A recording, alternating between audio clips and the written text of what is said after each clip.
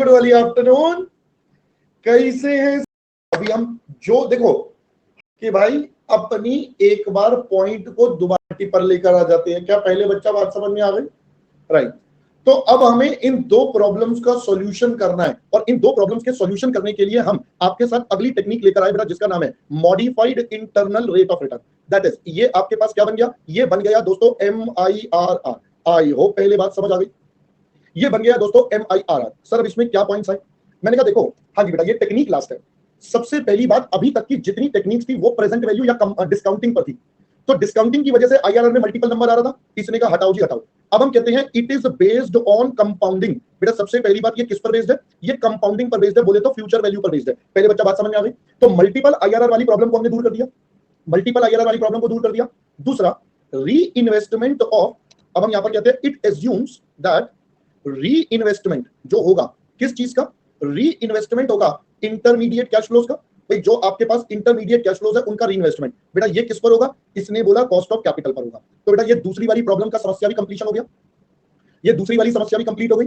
अब सर इस टेक्निक को करते कैसे हैं? तो बड़ा ही सिंपल सा तरीका है। आपके पास फ्यूचर कैश इनफ्लोज होंगे ऑफ डिफरेंट ईयर्स, अलग अलग साल के बेटा प्रोजेक्ट के फ्यूचर होंगे, अलग अलग साल के बेटा फ्यूचर कैश इनफ्लोज होंगे। ठीक है, अब आप इन इनफ्लोज को कहां पर लेकर चले जाओगे? बेटा आप इन इनफ्लोज को एंड ऑफ प्रोजेक्ट पर ले जाओगे, क्योंकि अब हमें बेटा फ्यूचर वैल्यू का कांसेप्ट लगाना है। तो आज के पैसे को फ्यूचर की डेट पर लेकर जाएंगे और वो फ्यूचर की डेट कौन सी होगी? End of project. और साथ साथ सबसे इंपॉर्टेंट, यहां पर हम मानेंगे कि ये जो री इन्वेस्ट होगा बेटा ये कौन से रेट पर होगा? कॉस्ट ऑफ कैपिटल पर होगा। पहले दोस्तों ये वाला मुद्दा समझ में आ गया? पहले ये वाला मुद्दा समझ में आ गया? ओके, ये तो बात हो गई इनफ्लोज की। अब मुझे तो कंपाउंडिंग लगाना है, तो आउटफ्लोज की बात भी करनी है। तो मैं यहां पर लिखता हूं हमारा कॉस्ट ऑफ प्रोजेक्ट और इन्वेस्टमेंट। ये कब होता था बेटा? ये कब होता है? At beginning of a project होता है। भाई हम तो यही मानते थे बाय डिफॉल्ट ये टाइम 0 पर होगा। Yes sir. अब इसको भी हम लेकर चले जाएंगे बेटा कहां पर? इसको भी हम लेकर चले जाएंगे एंड ऑफ द प्रोजेक्ट पर। तो इसको भी हम एंड ऑफ प्रोजेक्ट पर ले जाएंगे कि ये वाला पैसा बेटा फ्यूचर में कितना, और ये दोनों एंड है, तो एक इनफ्लो है एक आउटफ्लो है, दोनों को बेटा इक्वेट कर देंगे। बस अब हम यहां पर क्या करेंगे, ध्यान से सुनना, जो मेन पॉइंट है बेटा, जब हम ये कॉस्ट ऑफ प्रोजेक्ट को एंड पर लेकर जाएंगे तो बताओ क्या मैं बोलूं, ये कुछ इस तरीके से बन जाएगा। इनिशियल आउटफ्लो जो आपके पास है ये तो कॉन्स्टेंटली 1 + r की पावर n हो जाएगा, ये तो कॉन्स्टेंटली 1 + r की पावर n हो जाएगा। और इस वाले हिस्से को, ये तो ये वाला हिस्सा बन गया, इस वाले हिस्से को हम टेक्निकल भाषा में बोल देते हैं टर्मिनल वैल्यू। टर्मिनल वैल्यू मतलब एट द एंड, जब प्रोजेक्ट टर्मिनेट होगा तो आपके पास कितना पैसा होगा। अब बताओ यहां से यहां तक जब जाएंगे तो r का इस्तेमाल हो रहा है, जब हम यहां से यहां तक जाएंगे तो हमें कंपाउंडिंग करनी है। कंपाउंडिंग के लिए हमें रेट ऑफ रिटर्न चाहिए बेटा। बस ये जो रेट ऑफ रिटर्न होता है या ये वाला जो r होता है, ये ही हमारा बन जाता है MIRR। So we will find this rate of return in such a manner so that, हमने फ्यूचर वैल्यू का कॉन्सेप्ट लगाया और अपना आंसर भेज दिया। क्या पहले बेटा बात और कॉन्सेप्ट समझ में आ गया? बोलो जी। अब पहले बेटा फंडा और कॉन्सेप्ट पहले MIRR का दिमाग में क्लियर हुआ बेटा। टर्मिनल वैल्यू, जब प्रोजेक्ट टर्मिनेट होगा तो कितने पैसे मिलेंगे। ठीक है, अब आइए हम इसका एक पहले क्वेश्चन करते हैं, समझते हैं कि क्वेश्चन में इसको कैसे इंप्लीमेंट करना होता है। तो आइए अब हम बेटा यहां पर जल्दी से पहले क्वेश्चन करते हैं। एन इन्वेस्टमेंट ऑफ रुपीज इतना yields the following cash inflows, profit before depreciation but after tax। बेटा बताना ये क्या वैल्यू दे रखी है? बेटा ये क्या वैल्यू दे रखी है? Profit before depreciation after tax. Very good बेटा पूजन, वेरी गुड, वेरी गुड बच्चों, वेरी गुड, शाबाश। अबे नालायको, ये सीधा कैश इनफ्लो है लल्लू लाल। प्रॉफिट है बिफोर डेप्रिसिएशन, बहुत अच्छी बात है, बट आफ्टर टैक्स, तो यानी कि ये कैश फ्लो ही तो हो गया बेटा सीधा सीधा। अबे नालायक, ये तो सीधा सीधा कैश फ्लो ही हो गया। हाँ, determine MIRR considering 8% as cost of capital. तो बेटा ये 5 साल के आपको वैल्यूज दे दी और कहता है आप MIRR निकालो। तो चलिए बच्चों, अब हम इसका MIRR पहले निकालते हैं। अब थोड़ा सा दिमाग लगाना पड़ेगा, आइए दिमाग लगाते हैं थोड़ा सा। यहां पर हम पहले टर्मिनल वैल्यू निकालेंगे, तो यहां पर आ जाएगा ईयर, कितना कैश इनफ्लो है। फिर इसके लिए CVF का इस्तेमाल करना पड़ेगा जो कि होगा कॉस्ट ऑफ कैपिटल के बराबर, विच इज 8%। हमें बताया था बेटा, हमने अभी यही पढ़ा था कि जो कैश इनफ्लोज री इन्वेस्ट होंगे वो कॉस्ट ऑफ कैपिटल पर। IRR की प्रॉब्लम की दूर कर दी। फिर इन दोनों को मल्टीप्लाई करके finally we will have our compound value या CV, आप जो मर्जी फ्यूचर वैल्यू जो मर्जी बोल दो। राइट, चलिए स्टार्ट करते हैं बेटा। आपके पास 5 साल का डेटा है, पहले तो मैं 5 साल लिख लेता हूं और इनके इनफ्लोज 30 40 60 30 20, 30 40 60 30 और 20। अब बच्चों कृपया करके मेरी बात थोड़ा ध्यान से दिमाग से सुनेंगे। देखो मुझे ये तो पता है R मेरा अब जो मुझे इस्तेमाल करना है वो 8% है, और CVF होता है 1 + 0.08, 1 + 0.08, 1 + 0.08, 1 + 0.08, 1 + 0.08। ठीक है बेटा, अब जरा ध्यान से पहले सोचना, मुझे इन सारे कैश फ्लोज को लेकर कहां पर जाना है? मुझे इन सारे कैश फ्लोज को लेकर कहां पर जाना है? एंड पर। एंड बोले तो, एंड बोले तो, एंड बोले तो ईयर 5 पर लेकर जाना है, 5 के एंड पर लेकर जाना है बेटा। ईयर 5 के एंड पर जाना है, मैं रिपीट कर रहा हूं, ईयर 5 के एंड पर जाना है, मैं रिपीट कर रहा हूं, ईयर 5 के एंड पर जाना है। परफेक्ट। अब थोड़ा सा दिमाग लगाओ, मेरे को पैसा मिला फर्स्ट ईयर, मेरे को लेकर जाना है ईयर 5 पर, तो आप मुझे बताओ ये कितने साल री इन्वेस्ट होगा? पहले तो ये कितने साल री इन्वेस्ट होगा? बहुत बढ़िया। कॉन्सेप्ट इज, आपको मैंने एक बात समझाई थी, revenue cash flows eight the end of the project मिलेंगे। रिमेंबर दैट, हमने एजम्पशन लिखी थी, revenue cash flows will be generated at the end of the year. तो पहले साल के अंत में ये पैसा मिलेगा, तो अब ये इन्वेस्ट करोगे 1 साल, 2 साल, 3 साल, 4 साल, यानी कि ये पैसा 4 साल तक इन्वेस्टेड रहेगा। फिर ऐसे ही ईयर 2 के एंड पर जो मिलेगा, तो ये कितना बेटा? 1 साल, 2 साल, 3 साल, ये 3 साल रहेगा, ये 2 साल, ये 1 साल, ये 0 साल। 0 बोले तो बेटा ये उसी टाइम मिला जब हमें चाहिए, तो इसमें तो इन्वेस्टमेंट का तो कोई मतलब ही नहीं है, एंड में मिल रहा है बिल्कुल।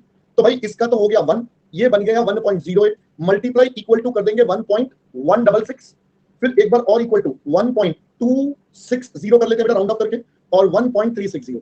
सो दीज आर द बेटा फैक्टर जो आपके पास आते हैं। तो अगर हम इनको खेलना शुरू करें, तो पहला होता है 40,800, फिर अगला मेरे पास आता है 50,400, अगला मेरे पास आता है दैट इज 69,960, नेक्स्ट मेरे पास आता है 32,400, and the last one is 20,000।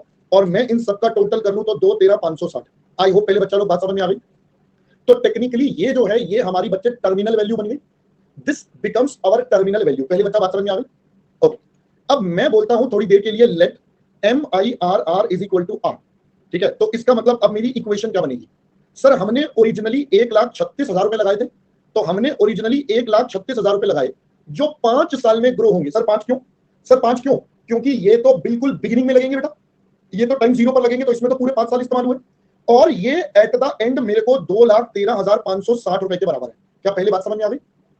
तो अगर मैं इसको सॉल्व करूं, तो अब मैं क्या बोलूंगा?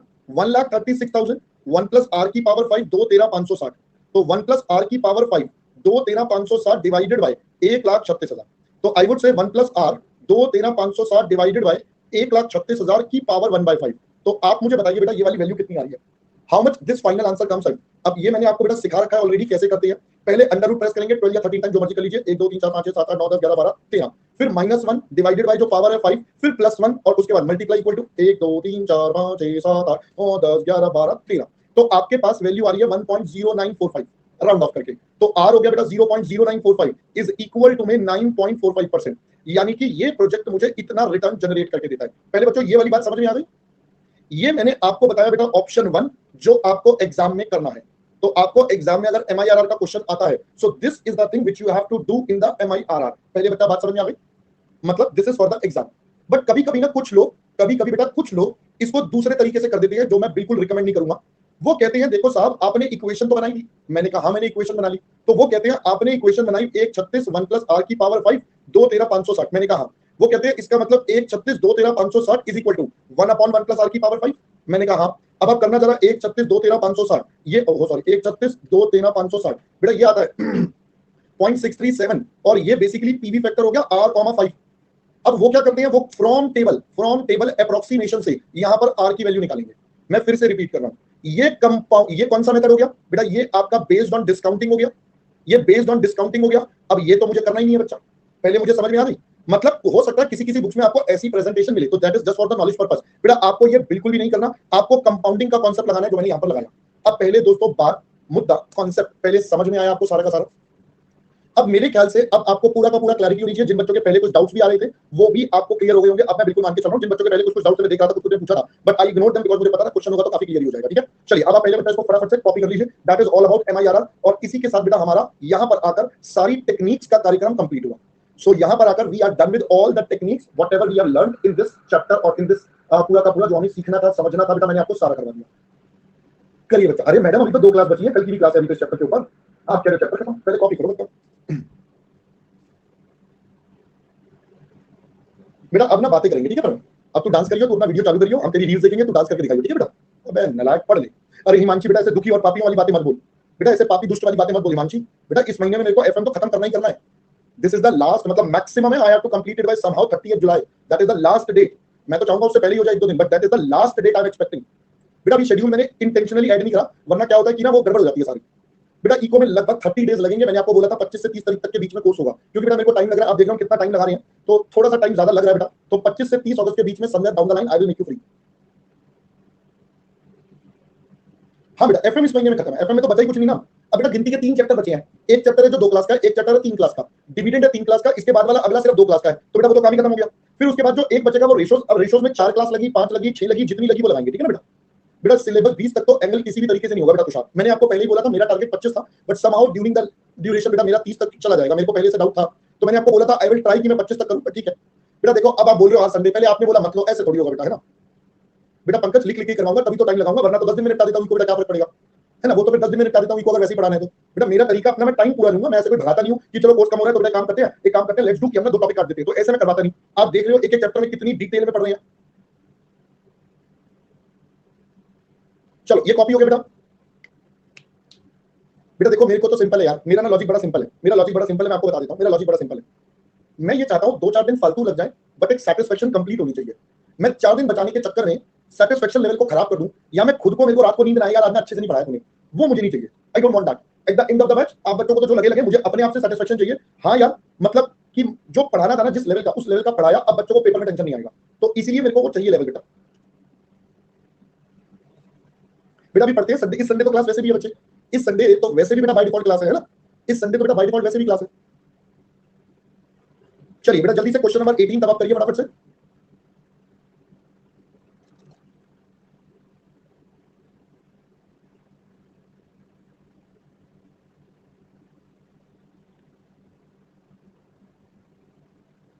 देखो छवि अब कितना प्रिसाइजली बोल रही है सर, 3 सेकंड दिखा दो बेटा, 1 2 3, हम भी बड़े प्रिसाइज होकर 3 सेकंड दिखाया, ठीक है बेटा। कर कॉपी ना लाइक,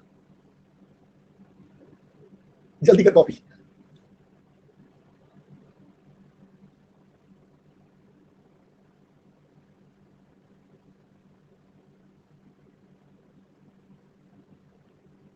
हाँ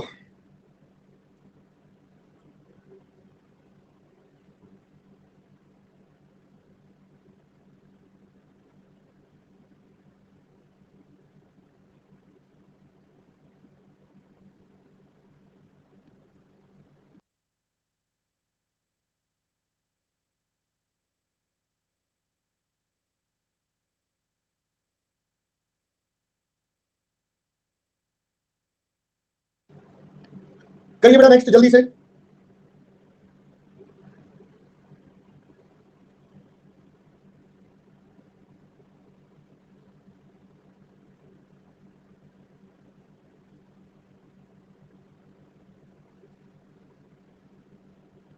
करिए बेटा जल्दी से।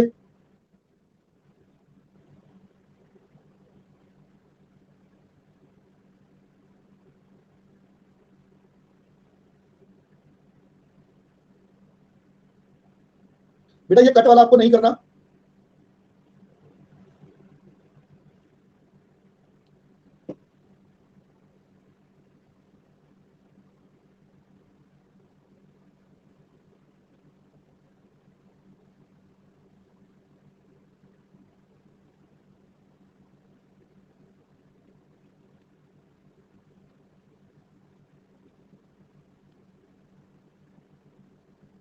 चलो आई गेस बेटा, I guess everyone is done up to this level बेटा। चलो दोस्तों, दोस्तों सर अब हम चलते हैं बेटा नेक्स्ट लेवल पर। नेक्स्ट लेवल हमारे पास क्या होगा अब हमें वो समझना है। मैंने आपको याद है कुछ बोला था, मैंने याद है आपको कुछ बोला था क्या, एनपीवी वापस आएगा, याद है एनपीवी वापस आएगा। तो बेटा हियर कम्स योर एनपीवी जो अब वापस आ गया, तो देखो वो आ गया है ना। अब बच्चों समझो, अब अकेला एनपीवी नहीं आएगा, ना ना ना ना ना ना ना, अब अकेला एनपीवी नहीं आएगा बेटा, वो सबके साथ आएगा। अब वो सबके साथ आएगा, कहेगा आईआरआर तू भी चल, पीबीपी तू भी चल, सारे के सारे चलो, चलो सारे साथ, जय माता दी। हमने कहा ओके कैसे सर, मैंने कहा चलिए इधर देखिए बच्चों, जरा ध्यान से सुनना बेटा, जरा ध्यान से सुनना बेटा। अब हम एक्चुअली अपने एक टॉपिक पर बढ़ रहे हैं जिसका मतलब है डिसीजन मेकिंग, ठीक है। अब हम अपने टॉपिक पर बढ़ रहे हैं जिसका मतलब है डिसीजन मेकिंग। डिसीजन मेकिंग में बेटा 3 प्रकार के प्राइमरीली डिसीजंस होते हैं जिस पर कंपनी को फोकस करना होता है, ये मैंने आपको पहली क्लास में बताए थे, जिसमें मैंने आपको एक बताया था हमारे पास एक्सपेंशन डिसीजन होते हैं, हमारे पास डाइवर्सिफिकेशन के डिसीजन होते हैं। बेटा ये दोनों हम कर चुके हैं। हमने क्वेश्चन देखे, कंपनी कह रही है हम नई मशीन लगा रहे हैं अपने बिजनेस को बढ़ाने के लिए, कंपनी कह रही है हम नया प्रोजेक्ट लगा रहे हैं, तो ये वाले 2 टाइप के क्वेश्चन बेटा हम पहले पढ़ चुके हैं। अब आता है the third category of decision, that is called replacement और मॉडर्नाइजेशन। अब हमें ये वाला टॉपिक थोड़ा डिटेल में पढ़ना है। पहले दोस्तों बात समझ में आ गई? देखो जो टेक्निक्स हमने पढ़ी थी, जो भी हमने पढ़ी थी, जिसमें आपका एआरआर और हमने पीवीपी, डीपीवीपी, फिर एनपीवी, आईआरआर, एमआईआरआर, ये सारी हमने पढ़ी। बेटा ये सारी टेक्निक्स जो है बेसिकली टूल्स हो गए ना टू इवैल्यूएट। अब डिसीजन मेकिंग करते हुए तो एग्जामिनर हमसे तो कुछ भी पूछ सकता है, वो कहेगा एनपीवी निकालो तो निकाल देंगे, कहेगा आईआरआर निकालो तो वो निकालना, जो बोलेगा वो निकालना पड़ेगा। बट यहाँ पर वैरायटी और द कैटेगरी ऑफ टॉपिक बदल गया। Now we have to think everything from the perspective of replacement और मॉडर्नाइजेशन। पहले दोस्तों ये वाली बात समझ में आई आपको? चलो अब मैं चलता हूं बेटा इसके अंदर हमें पढ़ना क्या है। तो अब अगर हम पहले बात करते हैं जो हमारे कोर्स में सबसे मेन है, that is called replacement decisions. आइए जरा रिप्लेसमेंट डिसीजंस की बात करते हैं जो हमारे कोर्स में क्वेश्चंस में काफी आते हैं। देखो अब हमें ये बात तो समझ में आ चुकी है कि चाहे कोई भी डिसीजन हो, एआरआर को छोड़कर बाकी सारे के सारे लोग बेटा किस पर बेस्ड हैं? बाकी सारे के सारे लोग are based on cash flows. तो अब हमें यही समझना है कि इसमें कैश फ्लोज कैसे देखे जाते हैं, ठीक है? तो अब मैं सबसे पहले आपके साथ बात करूंगा हमारे कैश आउटफ्लोज की। भाई हमारे पास क्या क्या नेचर के कैश आउटफ्लोज होंगे, ठीक है? तैयार? चलो अब इसको ना प्रैक्टिकली थोड़ा सोचते हैं ताकि आप बच्चों को पूरी चीजें क्लियर हो जाए। बट बच्चा लेट्स थिंक इट प्रैक्टिकली, तभी ये चीजें समझ में एक बार में आ जाएंगी, वरना इसके अंदर बेटा परेशानी रहोगे। बेटा आप सोचो, अब जरा सोचो, आपने अपनी पुरानी गाड़ी की जगह नई गाड़ी लेनी है। पहले बेटा बात समझ में आ गई? आपने अपने घर पर पुरानी गाड़ी या स्कूटी के बदले नई स्कूटी या गाड़ी लेनी है, एज द केस में भी, जो मर्जी सोच लो। अब जब आप मार्केट जाओगे, शोरूम पर जाओगे, वहां पर जाकर सबसे पहले आप क्या पता करते हो? बताओ जल्दी से बताओ। वहां पर सबसे पहले आप पता करते हो नए एसेट्स की कॉस्ट। भाई आपका नया एसेट्स कितने का है? Am I right? तो आप सबसे पहले पता करते हो आपका कॉस्ट ऑफ न्यू एसेट्स आपका कितने का है, राइट? फिर आप उसे बोलते हो कि यार देख ऐसा है, मेरे को तो एक्सचेंज करनी है, मुझे तो क्या करनी है बेटा, अपनी व्हीकल एक्सचेंज करनी है। तो अगर व्हीकल एक्सचेंज करना है तो बताइए बेटा क्या करना पड़ता है? अगर व्हीकल एक्सचेंज करना है तो आपको पुराने वाले के पैसे माइनस कर दिए जाते हैं बेटा। जो आप अपना पुराना व्हीकल बेचोगे या उस वेंडर को दोगे, वो वाले पैसे माइनस हो जाते हैं। बिल्कुल ठीक बात है। जैसे आप मोबाइल एक्सचेंज करते हो, पुराना मोबाइल देकर नया मोबाइल ले आते हो, पुराना फ्रिज देकर नया फ्रिज ले आते हो, बेटा ये सब आपके पास होता है। तो मैंने कहा दोस्तों हम इसमें माइनस कर देंगे क्या? कैश फ्लो माइनस कर देंगे from sale of old assets. भाई जो हमारे पास ओल्ड एसेट्स के पैसे हैं वो हम माइनस कर देते हैं। तो बताइए ये आपके पास नेट नेट पैसे हो गए जो आपकी पॉकेट से जाएंगे। This is the net amount जो आपकी पॉकेट से जाएगा। पहले बच्चा बात समझ में आ गई? तो ये डिफरेंशियल हो गया बेसिकली। दिस इज द, मैं इसको सिंपल भाषा में बोलूं, this is the extra amount which will out go from the pocket. This is the extra amount which will out go from the pocket, right? बेटा इसके साथ साथ जब आप एक मशीन की बात करते हो, एक फैक्ट्री में बात करते हो, तो देयर आर चांसेस हमारे पास एक्स्ट्रा वर्किंग कैपिटल भी लग जाए। देयर इज अ पॉसिबिलिटी हमें एक्स्ट्रा वर्किंग कैपिटल भी लगाना पड़ जाए। तो अपन यहां पर बोलते हैं we will have incremental working capital, extra वाला। तो प्राइमरीली अगर मैं इन दोनों का टोटल कर लूं तो बेटा मेरे पास मेरे कैश आउटफ्लो आ जाएंगे जो भी होंगे। सबसे इंपॉर्टेंट बात, हम यहां पर इंक्रीमेंटल अप्रोच का इस्तेमाल कर रहे हैं। इंक्रीमेंटल अप्रोच का मतलब हम ये देख रहे हैं कितना एक्स्ट्रा जाएगा वर्सेस कितना एक्स्ट्रा आएगा। पहले बच्चा बात समझ आ रही है आपको? We are going for the incremental approach, जो आपको पेपर में भी करनी है, कितना एक्स्ट्रा जा रहा है वर्सेस कितना एक्स्ट्रा आ रहा है। ऑलराइट, फिर इसके बाद अब हम देखते हैं हमारे पास आएगा क्या क्या, what will be the cash inflows. तो अगर बच्चों में कैश इनफ्लोस की बात करूं तो सबसे पहले हमारे पास हो जाएगा incremental cash flow from operations. भाई बिजनेस करके अपन लोग कितना पैसा जनरेट करेंगे हर साल। बट याद रखना यहां पर भी वर्ड कौन सा आया? इंक्रीमेंटल। ये कैसे निकलेगा भी दिमाग लगाते हैं। फिर इसी तरीके से हमारे पास इंक्रीमेंटल वर्किंग कैपिटल का रियलाइजेशन हो जाएगा, जो एक्स्ट्रा पैसा लगाया वो भी मिल जाएगा। फिर इसी तरीके से incremental cash flow from sale of assets, बेटा आपके पास एसेट्स को बेचकर जो पैसे मिले वो भी आपके पास आ जाएंगे, and this would become your cash inflows. पहले बच्चा बात समझ में आ गई? बोलो जी। अब इसके बेस पर अपन अपनी प्रेजेंट वैल्यू वगैरह निकाल कर अब एनपीवी निकालना है, आईआरआर निकालना है, पेबैक पीरियड जो निकालना है आप निकाल सकते हो, हमें कोई टेंशन नहीं है, ठीक है? हमको सब कुछ आता है। अगला मुद्दा आता है सर ये इंक्रीमेंटल कैश फ्लो कैसे निकलेगा, थोड़ा इसके ऊपर चर्चा करिए। तो मैंने कहा आइए जरा चर्चा करते हैं, ये incremental cash flow from operations कैसे आएगा। चलो अब थोड़ा सा आपके साथ उस गाड़ी और स्कूटी वाले एग्जांपल के ऊपर और डिटेल में चर्चा करते हैं। बेटा आप बताइए, आप गाड़ी और स्कूटी जब एक्सचेंज करते हैं तो क्यों करते हैं? क्या मैं बोलूं सबसे बड़ा आपको दिखता है ये मेरा पेट्रोल की सेविंग करेगा या फ्यूल सेव करेगा? क्योंकि पुरानी वाली जो व्हीकल है वो ज्यादा फ्यूल कंजम्पशन करती है, जबकि नई वाली में फ्यूल कंजम्पशन ज्यादा कम होगा, राइट? प्लस आपका मेंटेनेंस कॉस्ट कम हो जाएगा, राइट? पहले बेटा बात समझ में आ गई? पहले बात समझ में आ गई? बट एक प्रॉब्लम आता है, आपको पता है नए व्हीकल का इंश्योरेंस का premium will be much higher as compare to the old vehicle. बच्चा मतलब नए वाले में ज्यादा इंश्योरेंस प्रीमियम आएगा as compare to the old, तो कॉस्ट कई बार बढ़ती भी है। अब कंपनी के पर्सपेक्टिव से सोचते हैं, सबसे पहली बात हो सकता है जब कंपनी न्यू मशीन लगाए तो देयर इज अ पॉसिबिलिटी कि नई मशीन से अपन लोग ज्यादा प्रोडक्शन कर पाए, जिससे हमारा रेवेन्यू बढ़ जाए। बेटा देयर इज अ पॉसिबिलिटी कि हमारी सेल्स वगैरह बढ़ जाए, प्रोडक्ट की क्वालिटी बढ़ जाए, कुछ भी हो गया, whatever it is, but there is a probability कि आपका रेवेन्यू बढ़ जाए। दूसरा there are savings in cost, आपको मैंने अभी बताया। जैसे मान लो कंपनी कहती है अब जो मशीन है ना वो ऑटोमेटिक वाली है, तो मेरे को कई सारे लेबर्स को नमस्ते कर देता हूं मैं कई सारे लेबर्स को नमस्ते कर देता हूं कि भाई मेरे पास अब ऑटोमेटिक मशीन आ गई तो मुझे वर्कर्स की जरूरत ही नहीं है, तो मेरे खर्चे कम हो गए बेटा, पहले बात समझ आई, मेरी रिपेयर कॉस्ट कम हो गई, मेंटेनेंस कम हो गई। बट कभी कभी देयर आर पॉसिबिलिटीज हमारी कुछ कॉस्ट बढ़ जाए। अब मैं अगर कंपनी का एग्जांपल लूं तो जैसे मान लो नई मशीन ना कंप्यूटराइज्ड है, अब मुझे एक कंप्यूटर वाला बंदा और चाहिए जो मशीन का देखरेख करेगा। भाई पहले एक नॉर्मल वर्कर काम कर लेता था, अब एक टेक्निकल एक्सपर्ट मुझे चाहिए जो इस मशीन को पूरा चेक करेगा, देखता रहेगा, सब कुछ करेगा। तो देयर आर मल्टीपल केसेस, ऐसा कुछ नहीं है, ये बहुत सारे केसेस होते हैं। मतलब प्रैक्टिकली अब आप समझ रहे हो, मैंने आपको 2-3 एग्जांपल दिए हैं। अब ये तो case to case situation to situation will vary कि कौन सी सिचुएशन में क्या हो रहा है। बट अपन सिंपल भाषा में बोले, जितनी भी सारी आइटम है वो इन 3 में कवर हो जाएगी। भाई या तो रेवेन्यू बढ़ रहा है, या अब कई बच्चे कहते हैं सर डिक्रीज इन रेवेन्यू। मैंने कहा लल्लू लाल, अगर डिक्रीज इन रेवेन्यू है तो करेगा कौन? कौन चाहेगा कि मैं पुरानी की जगह कम वाली मशीन ले लूं जिसमें कम बेच पाऊं? तो कोई भी नहीं चाहता। हमारा टारगेट ये सेल्स बढ़ाना। तो या तो रेवेन्यू बढ़ेगा, या कॉस्ट कम होगी, या कॉस्ट बढ़ेगी, एज द केस में भी। इसके अलावा कुछ और आइटम तो बनती नहीं है। मैं इसका टोटल कर लूंगा तो मेरे पास आ जाएगा दोस्तों इंक्रीमेंटल पीबीडी। ये बन गया बच्चों इंक्रीमेंटल पीबीडी, क्योंकि इसमें हमने डेप्रिसिएशन नहीं करा तो पीबीडी। इंक्रीमेंटल क्योंकि सारा एक्स्ट्रा वाला कंसीडर हो रहा है। We are considering only and only the extra part, not the total part. पहली बात समझ में आ गई। फिर इसमें से अपन माइनस कर देंगे हमारा इंक्रीमेंटल डेप्रिसिएशन। बेटा ये हमारा इंक्रीमेंटल डेप्रिसिएशन माइनस। अब इंक्रीमेंटल का मतलब क्या हो जाएगा? New minus old. बेटा हमें तो एक्स्ट्रा वाला डेप्रिसिएशन लेना है, तो एक्स्ट्रा वाला depreciation would be new minus old. अब हमारे पास क्या आ जाएगा सर? हमारे पास आ जाएगा इंक्रीमेंटल प्रॉफिट बिफोर टैक्स। फिर माइनस कर देंगे बच्चा टैक्स, ये हमारा टैक्स उड़ गया। टैक्स उड़ने के बाद बच्चा हमारे पास क्या बच गया सर? हमारे पास बच गया इंक्रीमेंटल पैट। अब बार बार एक शब्द देख रहे हो, मैं बार बार बोल रहा हूं इंक्रीमेंटल प्लस।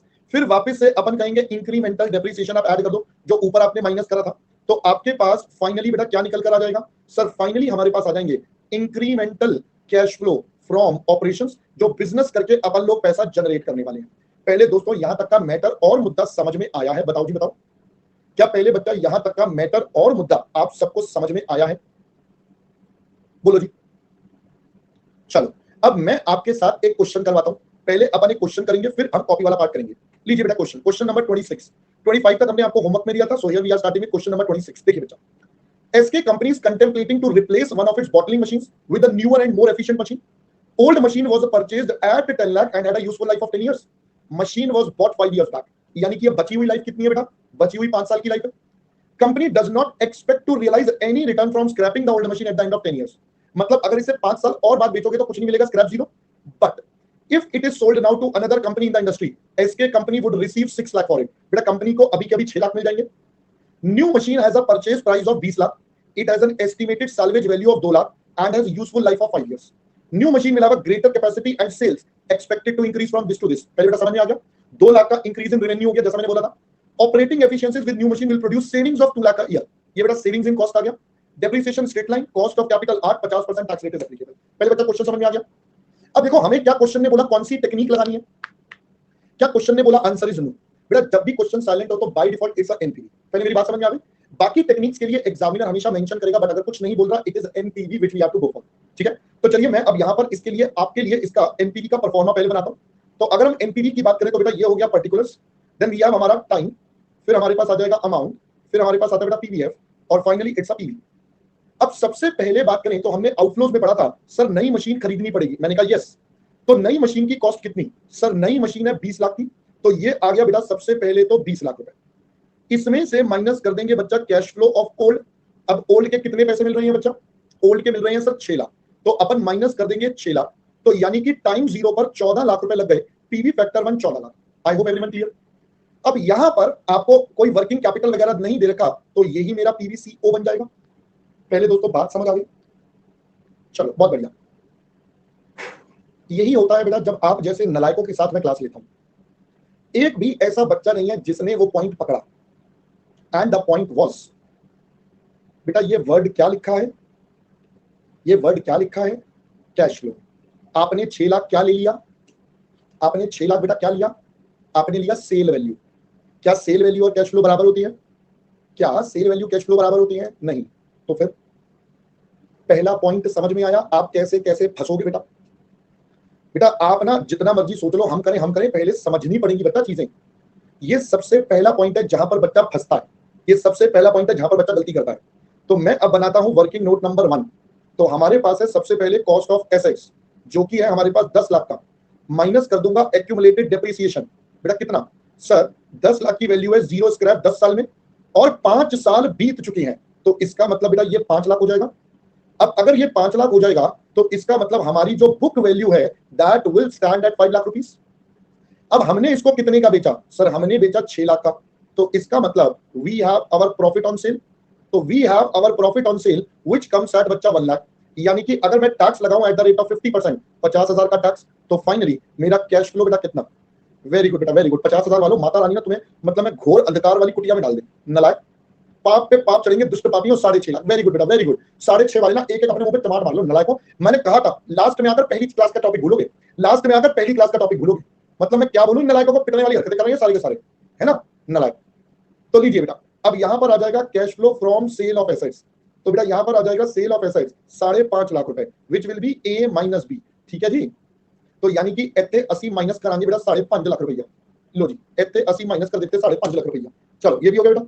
अब आते हैं, नहीं बेटा नहीं होती, परम नहीं होती, नहीं होती बेटा, हमने कुछ पढ़ाया नहीं, ऐसे जैसी तू बातें कर रहा है, ऐसे नहीं होती। अबे नलायक, पिटने वाली हरकतें करवा लो इनसे ना जितनी बार की जरूरत। मतलब अभी भी ये पूछ रहा है सर ऐसा हो सकता है क्या? मतलब आज से पहले 9 क्लास में तो तू सो रहा था, अभी अभी जाकर बेटा बच्चा पहली पहली बार क्लास में आया है ना नलायक। चलिए, ये हमारे पास सबसे पहले बेटा आउटफ्लो हो गया।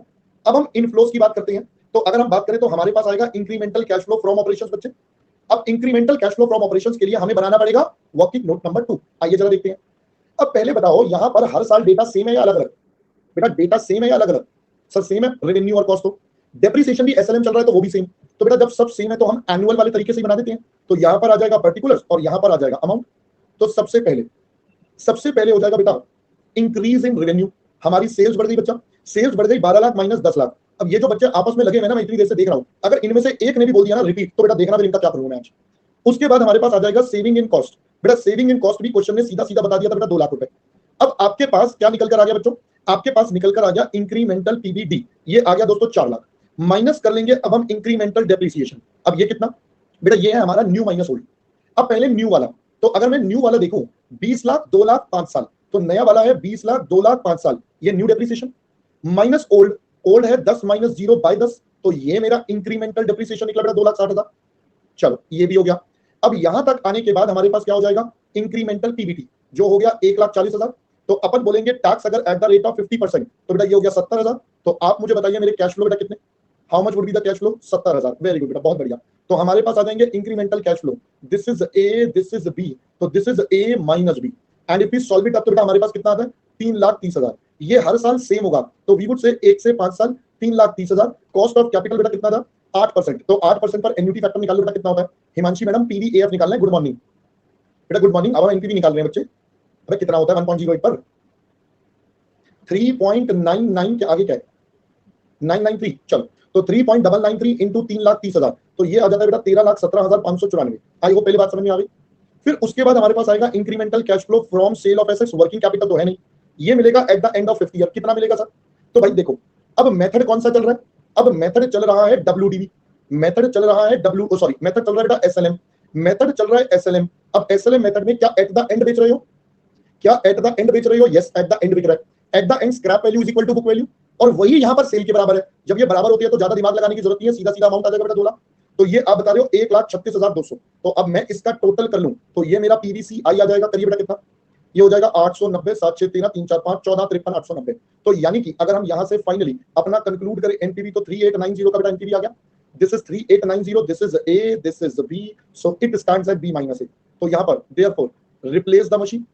भाई हम तो यही कहेंगे, आप तो रिप्लेस कर दो बेटा मशीन को, सिंपल, काम खत्म बेटा। पहले इतना मैटर समझ में आया, क्योंकि अब इसके बाद मैं इसी में थोड़ा ट्विस्ट डालूंगा। ये तो आंसर कंप्लीट हो गया, वैसे तो नॉर्मल ये आंसर बेटा कंप्लीट हो गया, ये आंसर बेटा कंप्लीट हो गया। This is a complete answer जो आपके पास हो चुका है ना? ये आपका बेटा आंसर कंप्लीट हो चुका है पूरा का पूरा। चलो पहले इतना कॉपी करते हैं, फिर मैं उसके बाद आपको इसका एक डिफरेंट एस्पेक्ट और समझाऊंगा। ठीक है, पहले अपन इतने को कंप्लीट करते हैं, फिर मैं इसका एक और एस्पेक्ट समझाऊंगा जो हो सकता है पेपर में एग्जामिनर पूछ ले। ठीक है, जो हो सकता है पेपर में एग्जामिनर पूछ ले। अगर एग्जामिनर पूछेगा तो क्या पूछेगा, क्या होगा, वो भी मैं बताता हूँ। पहले इतना आंसर कंप्लीट हो गया, और मैं दूसरा एस्पेक्ट क्यों बता रहा हूँ, क्या लॉजिक है, वो भी सब बातें बताता हूँ। ठीक है, पहले बेटा कॉपी करिए आप यहाँ तक, बेटा आप पहले फटाफट से कॉपी करिए। पहले दोस्तों कॉपी करो, कॉपी करो, कॉपी करो।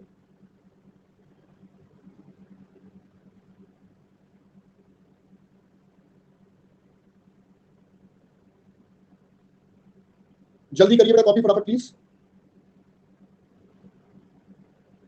बेटा अभी मैंने बताया था अंकित, सबसे बढ़िया मेथड एनपीवी है, तो आपको बेटा वही बाय डिफॉल्ट करना है।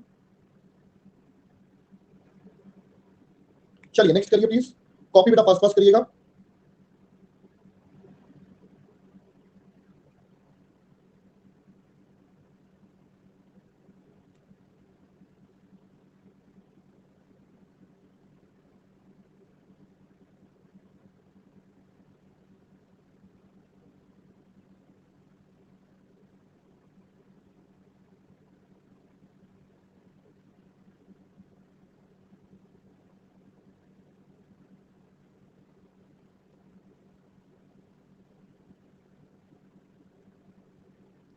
बेटा अंबिका एक काम करो, आप डर कर बैठ जाओ, आप डर कर बैठ जाओ, और आप जब सीए बन जाओगे ना तो भी कहना यार मैं तो आईटीआर नहीं भर रही, मेरे को तो इतने सारे कॉन्सेप्ट याद ही नहीं रहते, मैं नहीं काम कर रही, मेरे को इतने सारे कॉन्सेप्ट याद नहीं रहते, है ना बेटा। आप पढ़ाई थोड़ी कर रहे हो, आप तो डर रहे हो, तो बेटा डरते रहो, फिर तो जीवन भर डरते रहना, फिर तो बेटा जीवन भर ही डरते रहना, है ना। फिर पढ़ाई करी क्यों रहे हो जब इतना डर रहे हो? तो बेटा सीखने से कौन डरता है जीवन में?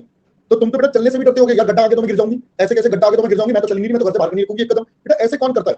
बेटा सीखना ही तो जिंदगी है, और क्या, लाइफ में सीखते रहोगे तभी तो आगे बढ़ोगे, वरना तो एक जगह अटक जाओगे। चलिए नेक्स्ट।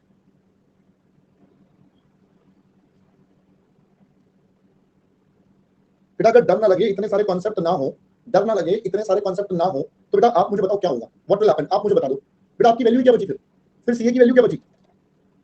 फिर तो बेटा बीकॉम वाली बढ़िया है। तो बेटा आपको थोड़ा सा मेहनत तो करनी पड़ेगी ना। अब आप सोचो मैं तो बिना डर के बिना मेहनत के सब कुछ पास हो जाएगा, वो नहीं होगा। और डर भगाने का एक ही तरीका मेहनत। अब आप मेहनत भी नहीं करोगे, कुछ भी नहीं करोगे, तो काम हो जाएगा ना, गड़बड़ हो जाएगा।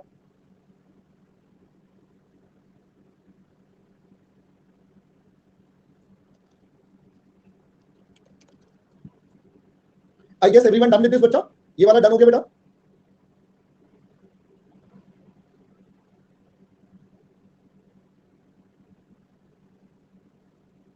चलिए बेटा नेक्स्ट, जल्दी प्लीज, जल्दी जल्दी जल्दी जल्दी जल्दी। बेटा तू बातें कर ले पहले, तू बातें कर, तू कंटिन्यू कर बातें कर अपनी। You might miss on your things, पहले बातें कर ले, वो ज्यादा जरूरी है बेटा, वही काम आऊगी पेपर में, यही तो पूछा जाएगा, ऐसे ही पूछेगा। बताओ सुनील सर की क्लास में आपने किस किस से गप्पे मारे स्पर्श? पढ़ाई कर लेगा तो बेटा गड़बड़ हो जाएगी।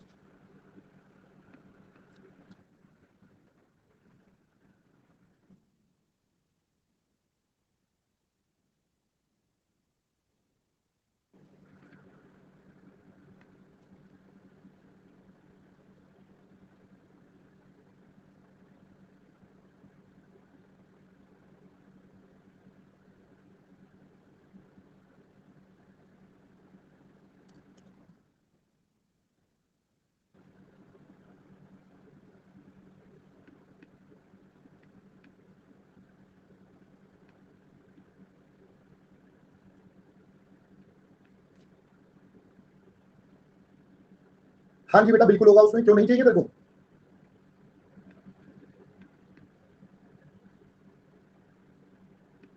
चलिए बेटा next question number 26 please fast. Question number 26 जल्दी करिए प्लीज, दो बच्चे रह गए हैं, फास्ट।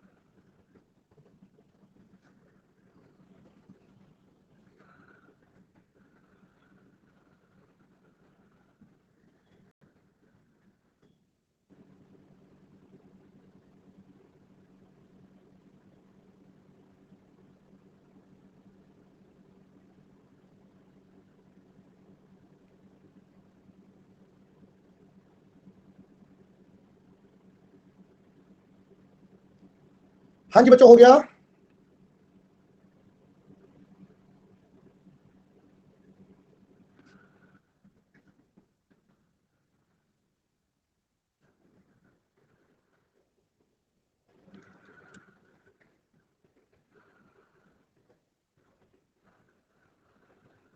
चलिए बेटा नेक्स्ट।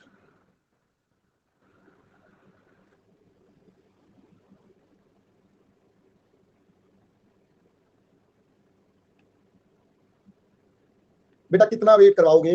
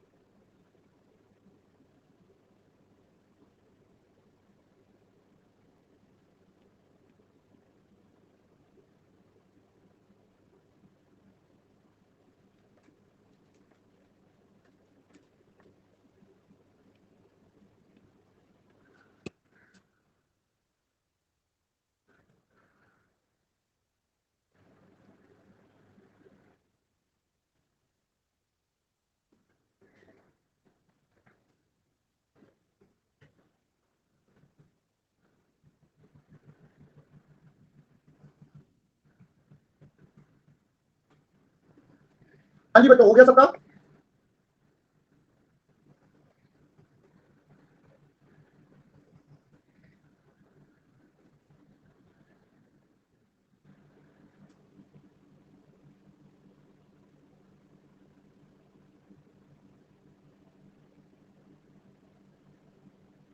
चलिए, अब आते हैं बेटा कुछ इंपॉर्टेंट बात पर जो अब मैं आपको बताने वाला हूं। ध्यान से सुनना बच्चों। पहले ना पूरी बात सुनना, समझना, फिर अपनी जो भी आपने कमेंट्री करनी है वो आप कर सकते हैं, बट पहले आपको मेरी बातें पूरी सुननी पड़ेंगी, ठीक है? तो क्या है सर, बताओ जरा बेटा। सुनो, मैं अगर एफएम की बात करूं तो मैंने आपको बताया था बेटा, एफएम जो है सीए इंटर में भी है और सीए फाइनल में भी है, और स्पेशली अगर मैं कैपिटल बजटिंग चैप्टर की बात करूं या इन्वेस्टमेंट डिसीजन, तो दोनों में कुछ तो फर्क होगा। वहां पर कॉम्प्लिकेसी ज्यादा है, कॉम्प्लिकेटेड चीजें ज्यादा है, यहाँ पर कंपैरेटिवली आसान है। अब होता क्या था, जो ब्लॉक ऑफ एसेट्स का कॉन्सेप्ट है वो आपके सीए फाइनल में आता था पहले। जो block of assets with capital budgeting है वो आपके सीए फाइनल में आता था।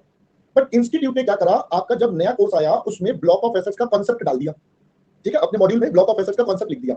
ऑल्दो उन्होंने उसके ऊपर कोई ज्यादा क्वेश्चन दिए नहीं, फिर भी मैंने आपको ब्लॉक ऑफ एसेट्स का कॉन्सेप्ट करवाया, क्लास में मैंने आपको करवाया, समझाया कैसे करते हैं, क्या करते हैं। अब देखो, जब हम रिप्लेसमेंट डिसीजन की बात करते हैं तो बेटा बताओ मुझे, रिप्लेसमेंट का मतलब क्या है?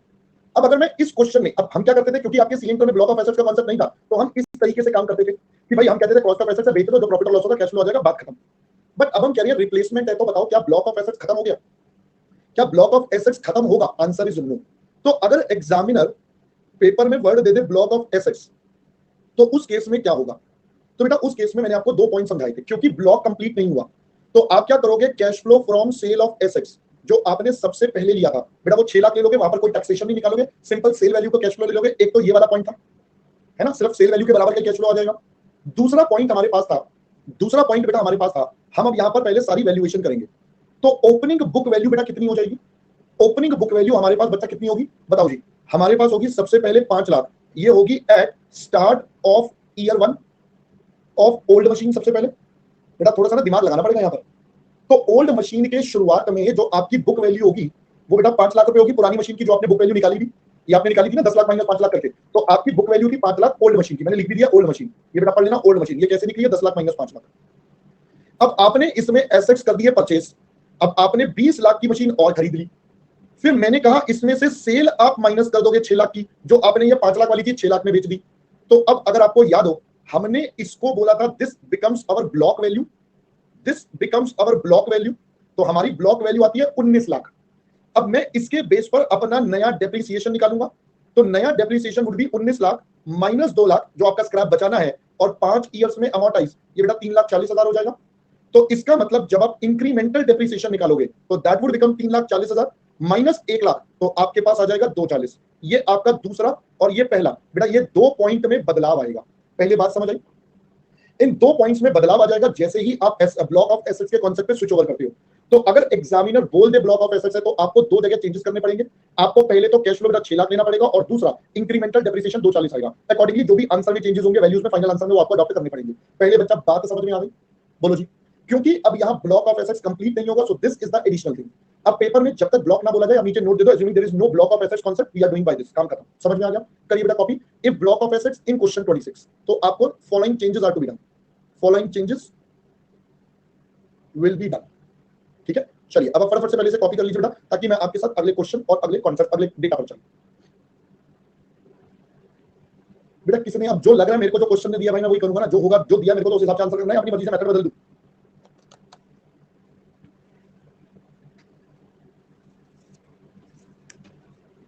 बेटा पेपर में नहीं आया अभी तक, पेपर में नहीं आया, बट आ सकता है, मैं भी करवाऊंगा, आ सकता है बेटा, मैं भी करवाऊंगा अभी आपको, अभी करवाऊंगा, अभी इसी के आगे चल के आएगा हमारा।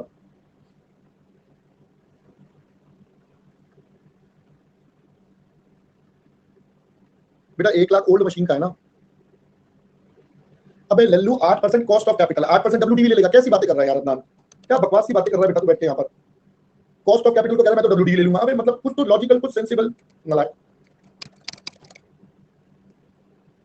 चलिए मैं उम्मीद कर रहा हूं बेटा सब बच्चों ने कॉपी कर लिया यहाँ तक।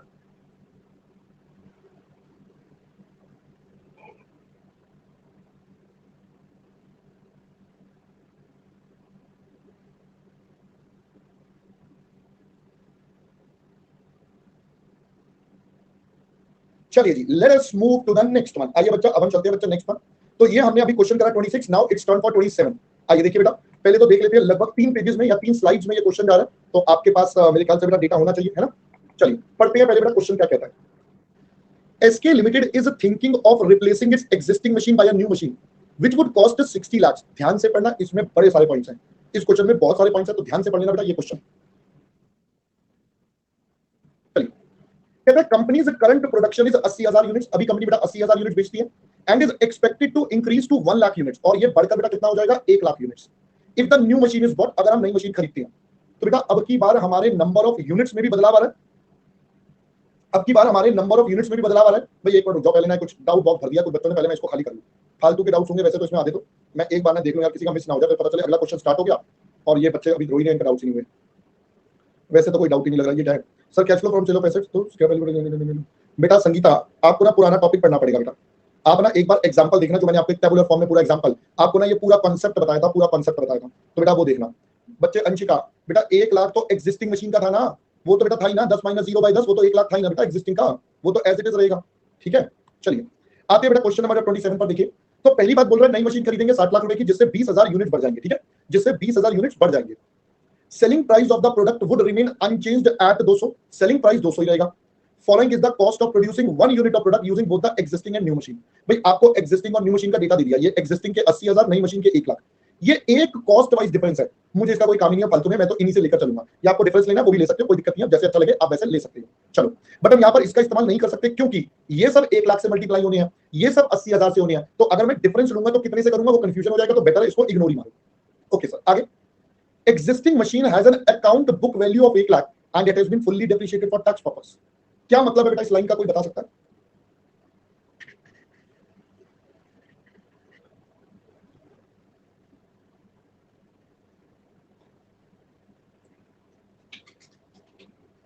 बेटा इस लाइन के दो मतलब है एक्चुअली। आपको पता है आप कंपनी अकाउंट में अलग डेप्रिसिएशन लगाते हो और टैक्स में अलग, तो आपको बता रहा है भाई अकाउंट्स के लिए वैल्यू मेरी 1 लाख है, जबकि टैक्स के लिए इट इज फुल्ली डेप्रिशिएटेड, मतलब वहां पर बुक वैल्यू 0 है। अब पहले बात समझ में आई है ये वाली, तो टैक्सेशन के हिसाब से इट्स अ 0, ऑल्दो अकाउंट्स के हिसाब से it is 1 lakh. Estimated that machine will be useful for 5 years। Supplier of the new machine has offered to accept the old machine for 2.5 lakh. However the market price of old machine today is 1.5 lakh. बेटा बताओ market में machine 1.5 lakh की बिक सकती है, जबकि बेटा ऊपर कितने की बिक सकती है बाकी जगह it can be sold for 2.5 lakh रुपए। बोलो जी, सप्लायर को दोगे तो 2.5 लाख, बाहर बेचोगे तो 1.5 लाख, तो क्या करें? तो ऑब्वियसली सप्लायर को देनी है बेटा 1.5 लाख, तो एवरी टाइम पास के लिए नंबर दे दिया कि चलो बच्चे थोड़े कंफ्यूज आ जाएंगे। And it is expected to be 35,000 after 5 years। सबसे खतरनाक पॉइंट इस क्वेश्चन का बाद में बात करेंगे। New machine has a life of 5 years and a salvage value of 2.5 lakh eight the and. Assume corporate tax rate 40 and depreciation is charged on SLM for income tax purpose. Further assume that book profit is treated as ordinary income for tax purpose. Opportunity cost of capital 15 required. NPV of the replacement decision। आपसे पूछ रहा है पहले तो भैया NPV निकाल दो, और ये हमें PV फैक्टर का बेटा टेबल बना के दे दिया, 1 2 3 4 5 5 साल का डेटा, तो हो जाए बेटा शुरू। अब देखो मेरे को क्वेश्चन पढ़ के ये बात तो समझ में आ गई है कि भाई मेरे पास क्या हो चुका है बेटा, बताओ बोलो जी, मेरे पास बेटा क्या हो चुका है? मेरे को सबसे पहले बनाना है अपना NPV। ऑलराइट सर, अगर हम NPV की बात करें तो हमारे पास हो जाएगा बेटा सबसे पहले पर्टिकुलर्स, फिर आता है टाइम, फिर आ जाएगा अमाउंट, फिर हो जाएगा बेटा PVF, और फिर हमारे पास हो जाएगा बच्चा PV। So these are the things जो हमारे सामने बेटा जनरेट होती है सबसे पहले। अब अगर हम क्वेश्चन को यहां पर बोले कि क्वेश्चन में क्या क्या दिया है, सबसे पहले तो क्वेश्चन ने हमें बोला नए एसेट्स की कॉस्ट। भाई अब रिप्लेसमेंट आपको बताइए कैसे कैसे हो रहा है, तो हमें बाय डिफॉल्ट पता है हमारे आउटफ्लो इनफ्लो क्या क्या होने वाले हैं, तो आराम आराम से सोचते हैं। सबसे पहले नए एसेट्स की कॉस्ट कितनी है बताइए please, what is the new assets cost बेटा, वो है 60 लाख रुपीस। तो सबसे पहले यहां पर आ जाएगा कॉस्ट ऑफ न्यू, जो कि हो जाएगा बेटा 60 लाख, माइनस कर देंगे cash flow of old. Right sir, आपको ये माइनस करने होंगे सर कितने, अब इसके लिए वर्किंग नोट बनाना पड़ेगा, बिल्कुल ठीक बात है। चलिए जी चलते हैं हम वर्किंग नोट नंबर 1 पर। अगर वर्किंग नोट नंबर 1 पर चलें तो सबसे पहले आता है कॉस्ट ऑफ एसेट्स, जो हमें पता ही नहीं है एक्चुअली, माइनस होता है बेटा एक्यूमुलेटेड डेप्रिसिएशन। अगेन ये भी हमें नहीं पता, क्योंकि बेटा एग्जामिनर ने इनके बारे में कोई डेटा ही नहीं दिया, तो मैं इनकी जगह सीधा अपना क्वेश्चन बुक वैल्यू से शुरू करूंगा। मैंने आपके लिए लिख दिया है, ऑल्दो ये हमें डेटा गिवन ही नहीं है, तो हम इसको कर देते हैं बिकॉज नो डेटा गिवन। हमें बेटा गिवन ही नहीं है तो हम इसके ऊपर बिल्कुल भी दिमाग नहीं लगाएंगे। अब बताइए बेटा बुक वैल्यू कितनी, क्वेश्चन आपके सामने है, आपके पास है बेटा क्वेश्चन, आप पढ़ के बताइए बुक वैल्यू कितनी। बेटा बुक वैल्यू है आपकी 1 लाख रुपए। वेरी गुड दोस्तों। अब आपने इसको कितने का बेचा? सर हम इसको 2.5 लाख का बेच रहे हैं, क्योंकि हम तो ये सप्लायर को देने वाले हैं, we are going to give this to supplier, तो हमने बेचा 2.5 लाख का। तो अब बताइए हमारे पास प्रॉफिट ऑन सेल बच्चा कितना हो गया? हमारे पास प्रॉफिट ऑन सेल हो गया बेटा 2.5 लाख का। अब इस पर अपन लगाएंगे टैक्स जो कि होगा एट द रेट ऑफ 40%, तो बेटा टैक्स आ गया 1 लाख का। तो आप बताइए हमारे पास बेटा हमारा कैश फ्लो क्या निकल जाएगा? तो हमारे पास हमारा कैश फ्लो आ जाएगा। कैश फ्लो क्या हो गया? कुछ गलती कर दी क्या मैंने? अच्छा oh sorry sorry sorry, my mistake बेटा, माय मिस्टेक। हाँ तुम नलायक हो, अब तुम नलायकों को कुछ तो समझाना पड़ेगा ना। अबे लल्लू इससे निकाल क्या रहे हो? सर इससे निकाल रही है टैक्स। तो जब टैक्स निकाल रहे हो तो वैल्यू भी कौन सी लेनी पड़ेगी? टैक्स वाली लेनी पड़ेगी। तो ये 0 होगा क्योंकि fully depreciated for tax. I hope पहले अब बात समझ में आई है। तो यानी कि आपका कैश फ्लो हो जाएगा 1.5 लाख रुपए, cash flow from sale of assets. हाँ बेटा तुमने बोला था, तुम सब सही हो, मेरे को नहीं आता है ना, मैं भूल गया था बेटा, मैंने कहा चलो कोई नहीं बच्चे बता देंगे। तो टाइम 0 पर 58.5 लाख रुपए लगेंगे, पीवी फैक्टर 1 और 58.5 लाख रुपए। अब पढ़िए जरा क्वेश्चन और बताइए, क्या आपके पास कोई इंक्रीमेंटल वर्किंग कैपिटल या और कोई पैसा और कोई कैपिटल इन्वेस्टमेंट कोई है क्या? क्वेश्चन पढ़ के बताइए बेटा। नहीं है बेटा, जब ये नहीं है तो आपके पास आपका बच्चा पीवीसीओ निकल आएगा यहाँ पर। So this would be 58.50 lakh, ये बच्चा हमारा पीवीसीओ आ गया। अब हम बात करेंगे हमारे कैश फ्लोज की, तो incremental cash flow from operations. अब इसके लिए हम बनाएंगे हमारा वर्किंग नोट नंबर 2। तो चलते हैं अब अपने वर्किंग नोट नंबर 2 पर। अब देखो वर्किंग नोट नंबर 2 में सबसे पहले क्या आता है बच्चों बताओ? सबसे पहले आता है इंक्रीज इन रेवेन्यू, हमारी सेल्स में बढ़ जाए। क्या हमारा सेल्स में कुछ इंक्रीज हो रहा है? तो आंसर इज यस, 20,000 यूनिट्स बढ़ गई और एक यूनिट 200 रुपए की है। तो हम यहां पर लिख सकते हैं सबसे पहले we have increase in revenue which is 1 lakh minus 80,000 into 200, तो ये हमारे पास आ गया दोस्तों 40 लाख रुपए का। ठीक है जी, तो ये यहां पर हो गया पर्टिकुलर्स और अमाउंट। बेटा हर साल का डेटा सेम है, वैसे भी एसएलएम लग रहा है, तो there is no problem in that. अब इसके अलावा there is change in cost. अब मुझे ये नहीं पता कि मेरी कॉस्ट बढ़ेगी या कम होगी।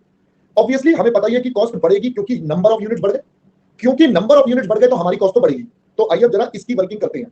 अब इंक्रीज इन कॉस्ट कैसे निकलेगा? Sir it will B new minus old. पहले नई वाली कॉस्ट लेते हैं, तो नई वाली कॉस्ट में हमारे पास ये डेटा गिवन था 63.75 37.5, तो अपन यहां पर बोल देंगे इट इज 63.75 प्लस 37.5। उसके आगे हमारे पास है बेटा 25 7.5 14 25, तो हमारे पास आ जाएगा उसके बाद 25 7.5 14 25। फिर उसके आगे हमारे पास है बच्चा 5 और 12.5, जो कि दोनों के दोनों नहीं आएंगे। डेप्रिसिएशन हम अकाउंट्स और अपना अलग करेंगे। एलोकेटेड कॉर्पोरेट ओवरहेड्स आपको बताया था बेटा ये इररिलेवेंट कॉस्ट होती है, मैंने बहुत डिटेल में समझा रखा है बेटा ये क्या होता है कैसे होता है। तो ये दोनों मेरे लिए बिल्कुल बेकार है, मुझे इनको कंसीडर ही नहीं करना। तो मेरा ये वाला काम खत्म हो गया पहले बेटा। बेटा मैंने आपको बताया था यूनिट कॉस्ट का डिफरेंस नहीं लेना क्योंकि नंबर ऑफ यूनिट्स का फर्क है। तो पहले तो ये न्यू वाला, अब माइनस वाला लेते हैं बेटा, इसमें ओल्ड वाला। ओल्ड वाला अब ये 1 लाख से मल्टीप्लाई होगा, ओल्ड वाला 75 51 25 20, तो ये हो जाएगा बेटा 75 51 25 और 20। फिर आपके पास है 11.25 15.5, फिर आपके पास है 11.25 और 15.5, बस। अब ये लगेगा 80,000 पर। तो मैंने आपको बोला था आपको डिफरेंस नहीं लेना, आपको ऐसे डिफरेंस निकालना है। तो अब आप बताइए आपका नेट नेट कितने से इंक्रीज हो रहा है बेटा कॉस्ट, सबका मल्टीप्लाई प्लस माइनस करके। आप बता रहे हो ये इंक्रीज आ रहा है 9,60,000 रुपए का, तो यानी कि देयर इज इंक्रीमेंटल पीबीडी हो गया बेटा, ये हो जाएगा 30,40,000 रुपए का। इसको हम मार्क कर देते हैं ए। फिर माइनस करते हैं बच्चों इंक्रीमेंटल डेप्रिसिएशन। अब डेप्रिसिएशन कितना? न्यू मशीन है 60 लाख की, जिसकी स्क्रैप बता दी गई थी 2.5 लाख की। बेटा ये हमें बताया था 2.5 लाख की स्क्रैप नई मशीन की और 5 साल, ये बताया था हमें। तो यानी कि मैं इसको माइनस कर देता हूं, तो बेटा माइनस कर देंगे 2.5 lakh divided by 5 minus old machine. Old machine का डेप्रिसिएशन बताइए बेटा, that will be a 0 because it is fully depreciated for tax. और हम यहां से भी क्या निकाल रहे हैं, यहां से भी ये सारी कैलकुलेशन कर रहे हैं टू कैलकुलेट योर टैक्स, तो इसीलिए ये बेटा फुल्ली डेप्रिशिएटेड होने की वजह से क्या रहेगा 0। तो यानी कि we have incremental profit before tax कितना 1890। अब इस पे आप लगा दो tax at the rate of 40%। हाँ जी कितना 7.56, ओके ये आपने लगा दिया। तो अब आप बताइए बेटा आपके पास आ गया incremental cash flow from operations, आपके पास आता है 22,84,000, so that would be a minus B.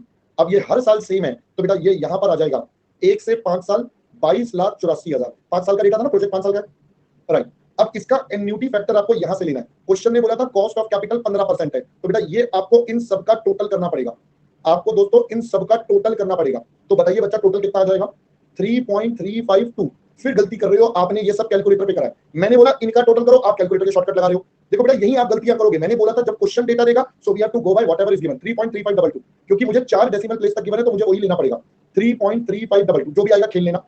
अब इंपॉर्टेंट पॉइंट पर चलते हैं, incremental cash flow from sale of assets. अब हम इसकी बात करते हैं ईयर 5 पर जो बिकेगा। अब ईयर 5 पर जो बिकेगा दैट्स ऑल, बेटा काम खत्म। ये हमारा बन जाएगा पीवीसीआई और finally you will have your NPV as B minus A. अब अगर मैं यहां पर बात करूं तो 0.4972 ये भी मुझे पता है, बस अब बात रह गई मेरे को अमाउंट ढूंढने की। तो चलिए दोस्तों अब चलना पड़ेगा इसके लिए वर्किंग नोट नंबर नेक्स्ट पर। सर वर्किंग नोट आप क्यों बना रहे हो, ये एक बहुत ही अहम हिस्सा है, अब समझना पड़ेगा। बेटा मैंने आपको थोड़ी देर पहले बताया था हम ये पूरा कॉन्सेप्ट किस बेसिस पर कर रहे हैं। हम ये पूरा कॉन्सेप्ट कर रहे हैं इंक्रीमेंटल अप्रोच पर। We are doing it on the basis of incremental approach. अब थोड़ा सा दिमाग लगाते हैं पिछले क्वेश्चन और इस क्वेश्चन में क्या डिफरेंस आया। पिछले क्वेश्चन और इस क्वेश्चन में सबसे बड़ा डिफरेंस है, नए वाला assets eight the end of 5 साल बिक रहा था, नया वाला assets eight the end of 5 साल कुछ बिक रहा था 2 लाख रुपए का, स्क्रैप वैल्यू के बराबर था, जो भी था वो हम बात ही नहीं कर रहे। बट पिछले क्वेश्चन में ओल्ड एसेट्स की वैल्यू नहीं बताई थी। पिछले क्वेश्चन में ओल्ड एसेट्स की सेल वैल्यू नहीं बताई थी। तो जब नहीं बताई थी तो जीरो मानी थी और क्वेश्चन ने बोला था it will B zero eight the end of 10th year, याद आया? तभी हमने स्क्रैप भी जीरो लिया था डेप्रिसिएशन निकालते हुए, राइट। बट इस क्वेश्चन में एग्जामिनर ने वैल्यू बता दी, पढ़ो जरा स्टार वाली लाइन बेटा। It is expected market price old assets 5 साल बाद भी 35 का बिक जाएगा। तो बेटा अब की बार इस पुराने एसेट्स के भी तो पैसे मिलेंगे। अगर हम ये रिप्लेसमेंट नहीं करते तो पुराने वाले के पैसे भी मिल रहे हैं, नए वाले के तो मिल ही रहे हैं, और हमें लेना होता है इंक्रीमेंटल। तो अब हमें यहाँ पर पूरा वर्किंग नोट बनाना पड़ेगा, वरना तो हम डायरेक्टली लिख देते एसएलए में एट द एंड या सेल वैल्यू बुक वैल्यू सब बराबर है तो सीधा आंसर लिख देते। बट यहाँ इंक्रीमेंटल का कॉन्सेप्ट है तो अब आपको दिमाग से करना पड़ेगा। तो अपन यहाँ 2 कॉलम बनाते हैं, एक्जिस्टिंग और एक न्यू एसेट्स। सबसे पहले कॉस्ट ऑफ एसेट्स की बात करें तो सर यहाँ तो हमें गिवन ही नहीं है, पता ही नहीं है, यहाँ 60 लाख है। माइनस कर देते हैं बेटा एक्यूमुलेटेड डेप्रिसिएशन, तो ये तो हमारा जीरो है, ये तो हमें पता ही नहीं है ये वाली वैल्यू। तो जब ये वाली वैल्यू पता ही नहीं है तो अब हम सीधा चलते हैं बेटा दूसरे पर। दूसरे वाले में हमने आपने डेप्रिसिएशन निकाला 11.5 लाख का जो आप 5 साल लगाओगे, तो इसका मतलब 57.50 लाख। तो आपकी बुक वैल्यू क्या बच गई सर? बुक वैल्यू बचेगी इधर तो जीरो और इधर 2.5 लाख जो हमारी स्क्रैप थी। यहां जीरो क्यों? बिकॉज ये आपका ऑलरेडी फुल्ली डेप्रिशिएटेड है। बट अब आप इसे बेच रहे हो सेल वैल्यू, इसको 35,000 का बेचोगे, इसकी वैल्यू नहीं बताई तो ये स्क्रैप के बराबर बिक जाएगा। अब जब यहां से आप देखोगे तो आपके पास प्रॉफिट निकल कर आ गया, यहां पर 35,000 का प्रॉफिट और यहां पर जीरो। यहां पर आपको टैक्स देना पड़ेगा एट द रेट ऑफ 40%, यहां पर जीरो। बताइए बेटा टैक्स कितना आता है आपके पास? How much is the tax? आप बता रहे बेटा 14,000। तो अब आप मुझे बताओ, पहले यहां से कैश फ्लो आ गया from sale of assets, assets को बेचकर कितने पैसे? तो सर अगर हम देखें ये ए है ये बी है, so this is A minus B. आप बता रहे हो यहां पर नेट ऑफ 21,000, यहां 2.5 लाख। अब देखो मैंने आपको समझाया था अगर बुक वैल्यू सेल वैल्यू के बराबर तो कोई टैक्स नहीं और कैश फ्लो ही सेल वैल्यू बन जाता, याद आ गया? यही हमने करा था और लास्ट क्वेश्चन में भी यही करा। बट इस क्वेश्चन में ये पार्ट एक्स्ट्रा आ गया जो 35,000 वाला है। अगर ये ना होता तो सीधा सीधा 2.5 लाख लिख देते, बात खत्म। बट सिंस यहाँ पुराने एसेट्स की एट द एंड वैल्यू दी है तो हमें अब यहाँ पर कैलकुलेशन करनी पड़ेगी। तो finally we would say incremental cash flow from sale of assets. अब हम एसेट्स को बेचकर बेटा कितने कमाएंगे? एक्स्ट्रा वाले। तो एक्स्ट्रा वाले हमारे पास आप बता रहे हो 2,29,000। फाइनली ये 2,29,000 यहां पर आएंगे और जो भी आपकी कैलकुलेशन होगी you will do it and you can calculate the NPV जो भी निकल कर आएगा व्हाटएवर इट अपीयर्स। पहले बात समझ में आई है बेटा? 35,000 पुराने वाले का है तो वो आएगा ना, तो 35,000 तो लेंगे ना बेटा पुराने वाले का, 2.5 लाख तो नए वाले का है। तो आपको मैंने ये बताया तो 2 चार्ट का कंपैरिजन दिखाया तो बेटा 35,000 पुराने का है, 2.5 लाख नए का है। अगर नया नहीं लोगे तब भी 35 या 21 तो आप कमाई लेते। अगर ये मशीन ना लेते तब भी इतने तो मिलते, इस मशीन के इतने। हमें इंक्रीमेंटल चाहिए तो ये एक्स्ट्रा सिंपल। पिछले क्वेश्चन में ये 35 गिवन नहीं था इसलिए हमने दिमाग नहीं लगाया, पिछले क्वेश्चन में 35 गिवन नहीं था इसलिए दिमाग नहीं लगाया, बट यहां पर गिवन है तो वी हैव टू टेक, है ना? क्योंकि हमें सब कुछ इंक्रीमेंटल करना है, सब कुछ इंक्रीमेंटल करना है। तो जो पहले था उसको एज इट इज रखेंगे, हमें सिर्फ एक्स्ट्रा वाला लिखना है। बेटा वो तो अभी के दे रहा है अंशिका मैडम, गुड मॉर्निंग। वो तो अभी बेच के पैसे मिल रहे हैं ना मैडम, वो तो अभी बेच के पैसे मिल रहे हैं ना 2.5 लाख। हम तो कह रहे हैं अगर हम ना करते तो भी 35,000 मिलते, तो वो एक्स्ट्रा मेरे को मिलते ना eight the end of 10th year, तो ये वो वाली है। चलिए अब आप बच्चे पहले फटाफट से कॉपी करिए बेटा 27।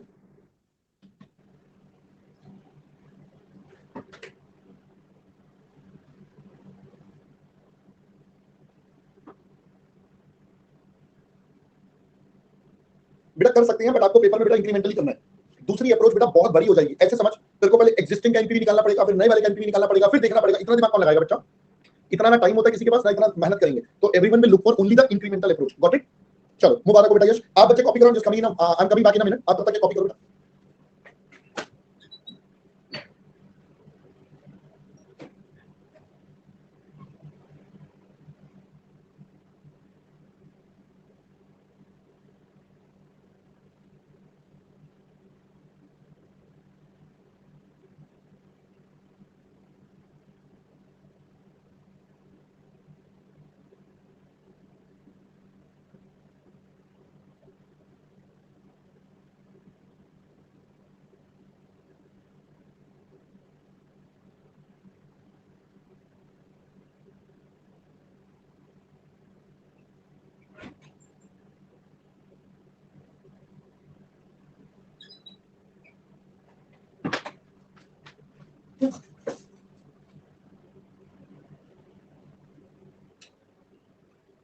चलिए आई गेस बेटा पहले यहां तक सबका कॉपी हो गया है।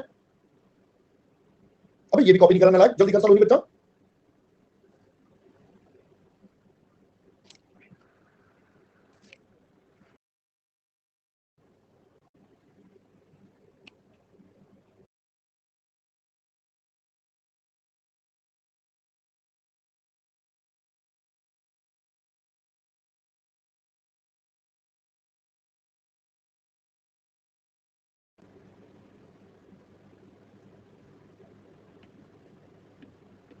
बेटा चल गया सही सब कुछ, everything fine now, everything fine now. चलो परफेक्ट, आगे बढ़िए बेटा, नेक्स्ट कॉपी करिए। अरे नहीं बेटा वो ना कुछ मेरा सिस्टम रीस्टार्ट हो गया एकदम, पता नहीं कैसे, समथिंग हैपेंड और वो रीस्टार्ट हो गया।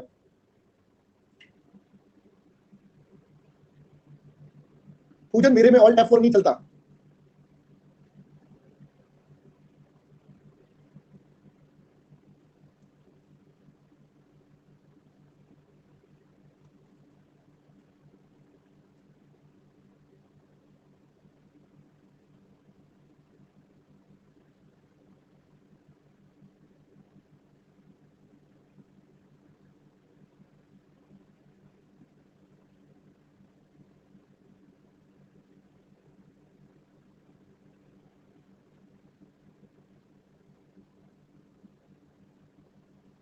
हाँ जी बेटा वो 35,000 या 21,000 बेटा एग्जिस्टिंग का है। चलिए बेटा नेक्स्ट करिए प्लीज, पास पास पास। अभी एक क्वेश्चन और करना है आज हमें। We have to do one more question, then only this chapter will get over. मतलब कल चैप्टर ओवर होगा। अभी एक क्वेश्चन और बचा है हमारा आज करने को। बहुत ही मजेदार क्वेश्चन, बहुत मजेदार क्वेश्चन अगला वाला, मतलब दिमाग वाला। बहुत छोटा सा आंसर बट दिमाग वाला आंसर, छोटा सा बट दिमाग वाला, मजेदार। पेपर में दिया था एग्जामिनर ने।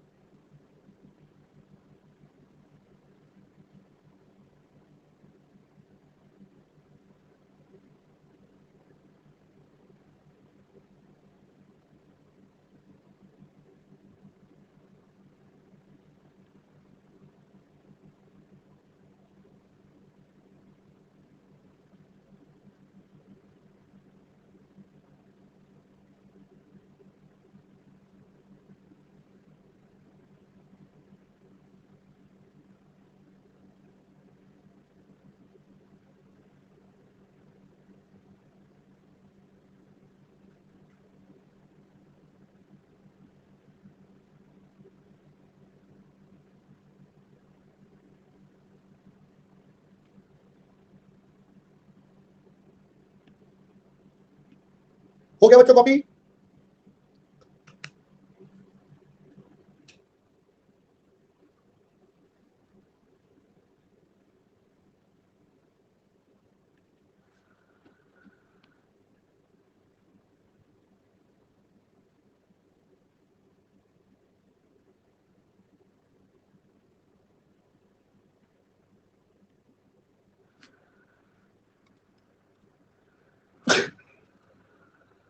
हो गया बच्चों?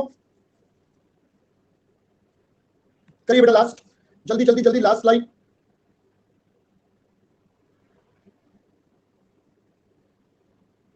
हाँ जी बेटा आ सकता है यश, मैंने आपको बताया था it can be in negative terms also. Mathematical equation है, कई बार निकल आता है।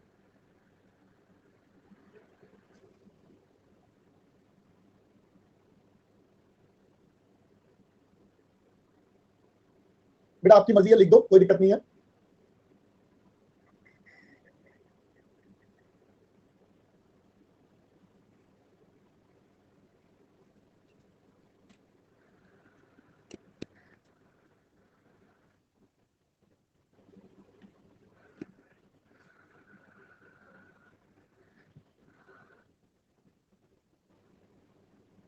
लोकेश बेटा समझ नहीं आया क्या पूछ रहा है।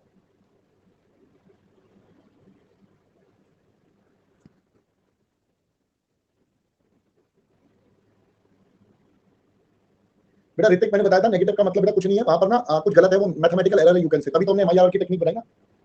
चलिए पहले बेटा यहाँ तक का कॉन्सेप्ट और पॉइंट समझ में आ गया। बेटा वो आपकी मर्जी है, जैसे मर्जी कर लो बेटा लोकेश। आई गेस पहले यहाँ तक का सारा बेटा मैटर और फंडा समझ में आ गया, क्योंकि अब लगने वाला है अगले क्वेश्चन में थोड़ा ज्यादा दिमाग। तो करे बच्चा अगला क्वेश्चन स्टार्ट। चलिए सो आज का हम लास्ट क्वेश्चन बस आपके साथ कर रहे हैं 28। बाकी जो बच गया बेटा वो सब कल होंगे, जितने बच गए वो कल होंगे। कल ये चैप्टर हमारा खल्लास, ठीक है।